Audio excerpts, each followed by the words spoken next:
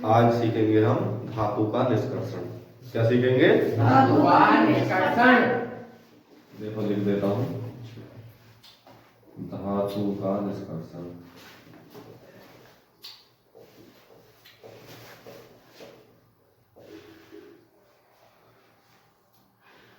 धातु के निष्कर्षण में हम क्या क्या सीखेंगे? सबसे पहले हम सीखेंगे निस्तापन। क्या सीखेंगे? बताइए।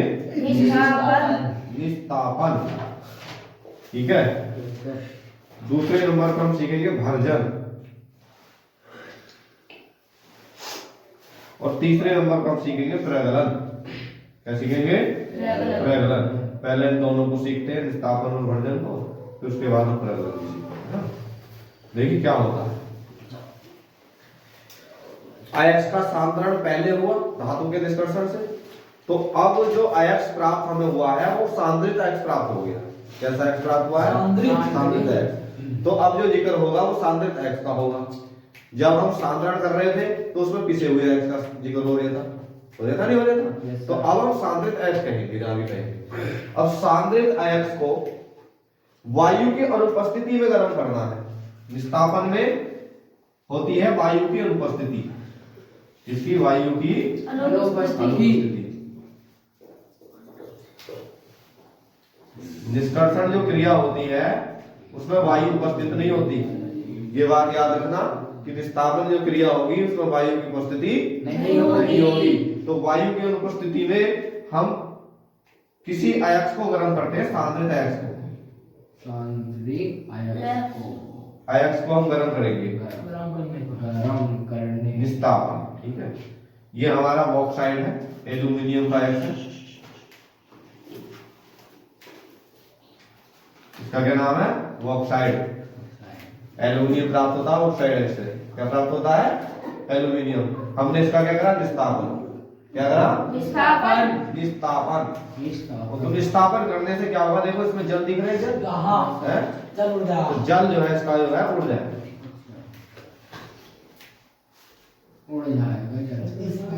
H2O। गर्म हो गए, जब किसी चीज को गर्म करोगे तो जल उड़ेगा, नहीं उड़ेगा? ठीक है।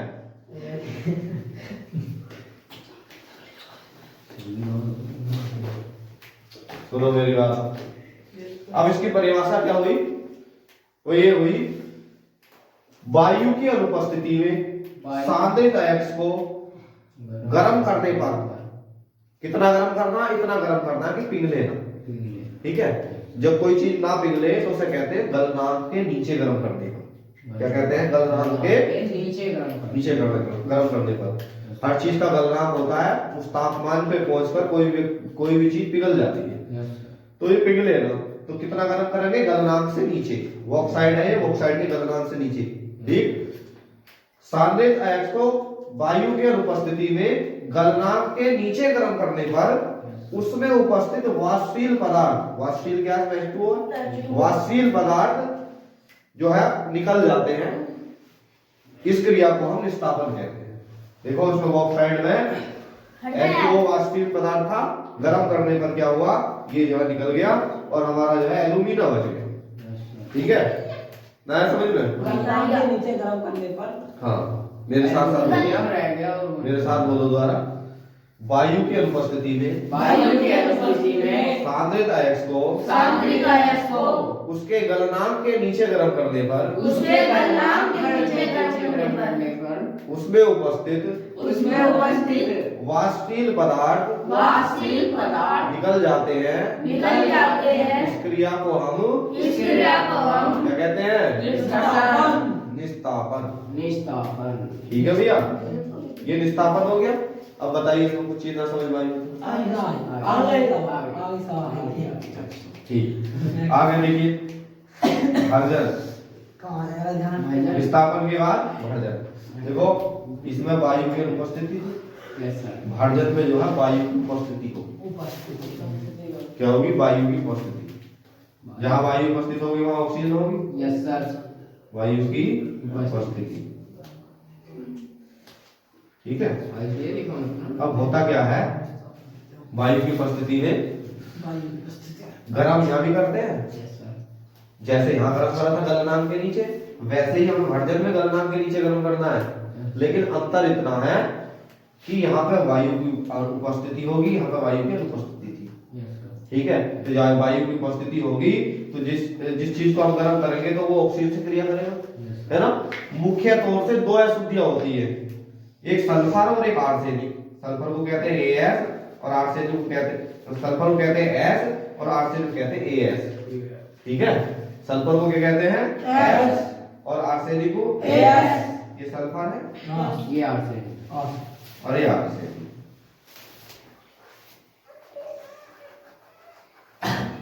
ये दोनों ऑक्सीजन से क्रिया करेंगे जब वायु की उपस्थिति होगी। Yes sir. है, ये भी वो ऑक्सीजन से क्रिया करेगा। SO2 सल्फर डाइऑक्साइड बनेगी, वाष्पशील ऑक्साइडों में परिवर्तित होकर ये निकल जाएंगे। ये क्या है? Sulphur dioxide, oxide, sulphur dioxide, dioxide.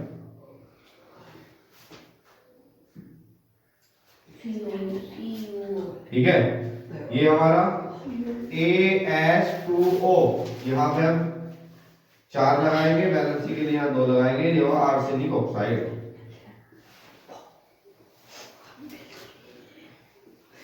ध्यान दो, ठीक है भैया। देखो मुख्य तौर से काय की अशुद्धि निकलती है इसमें, सल्फर और ऑक्साइड। परिभाषा क्या होगी? परिभाषा क्या होगी? वायु की उपस्थिति में सांद्रित अयस्क को उसके गलनांक के नीचे गर्म करते हैं, जिससे उसमें उपस्थित वाष्पशील ऑक्साइड में परिवर्तित होकर अशुद्धियां जो है निकल जाती है। ठीक है, मुख्य तौर से सल्फर और आर्सेनिक की अशुद्धि।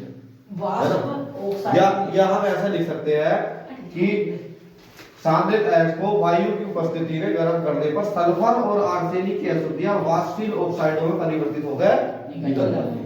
इस क्रिया को हम भर्जन कहते हैं। देखो, हम एक CuFeS2, ये अयस्क है कॉपर पाइराइड, कॉपर पाइराइड। कौन सा अयस्क है ये? Copper pyrite. वायु की उपस्थिति में क्रिया होगी, क्या होगा? देखो, Cu2S FeS और प्लस SO2। यहाँ पे हम 2 लगाएंगे वैलेंसी के लिए। देखो, यहाँ भी सल्फर डाइऑक्साइड निकल रही है और उड़ रही है। ठीक, यानी सल्फर की अशुद्धि वाष्पशील ऑक्साइड में परिवर्तित होकर निकल रही है। और देखिए, यदि हम Cu2S को ले तो यहां भी देखेंगे Cu प्लस SO2 में परिवर्तित होकर बाहर निकल रहा है। यदि हम FeS को ले, ऑक्सीजन रहेगी यहां पर यहां मौजूद रहेगी ऑक्सीजन। Fe प्लस SO2 यानी सल्फर डाइऑक्साइड निकल रही है। कहने का मतलब जो है, कोई सी भी रिएक्शन में अगर हम देख लें, सब में जो है आर्सेनिक और सल्फर की अशुद्धि जो है ऑक्साइड में परिवर्तित होकर निकल रही है ना। सल्फर जो सल्फर डाइऑक्साइड बन गया है, आर्सेनिक जो है आर्सेनिक ऑक्साइड बन गया है। ठीक है, एक बार और समझो। सांद्रित अयस्क को वायु की उपस्थिति में उसके गलनांक के नीचे गर्म करते हैं, जिससे सल्फर और आर्सेनिक की अशुद्धियां वाष्पशील ऑक्साइड में परिवर्तित होकर निकल जाती है। ठीक है, आधी बात हम जब देख लेंगे, रिएक्शन को देख के ही हमको समझ में आ जाती है क्या हो गया, है ना। अगली चीज, विस्थापन में हमने देखा था सांद्रित अयस्क को वायु की अनुपस्थिति में गर्म करते हैं, है ना, जिससे जो है उसमें उपस्थित वाष्पशील पदार्थ निकल जाते हैं। इससे गलनांक के नीचे गर्म करते हैं, क्रिया जो है विस्थापन कहलाती है। ठीक है, 2 चीजें हो गई। इसके बाद हम सीखेंगे प्रैगलन। बेसिकल में प्रैगलन, पहले नोट करो, उसके बाद